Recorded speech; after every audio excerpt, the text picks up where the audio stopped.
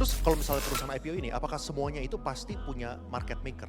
Kalau saham-saham emiten-emiten yang kecil, rata-rata dia ada market maker-nya. Karena saham-saham yang kecil, contoh misalnya kita punya perusahaan baut, kan nggak ada lah di sini orang yang mau invest perusahaan baut gitu ya. Nah jadi dia harus cari market maker buat perusahaan ini rame, supaya dibikin segimana caranya ini menarik banget supaya investor tuh ada yang mau beli sahamnya. Karena kita bisa aja IPO, tapi kalau nggak ada yang beli kan akhirnya nggak dapet dana. Biasa rata-rata perusahaan-perusahaan yang kecil tuh mereka cari market maker.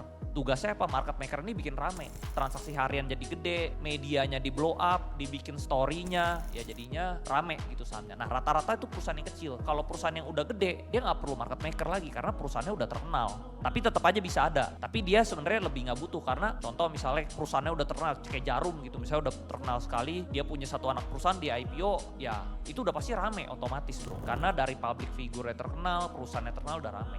Tapi kalau yang kecil-kecil ini dia butuh market maker buat ngeramein.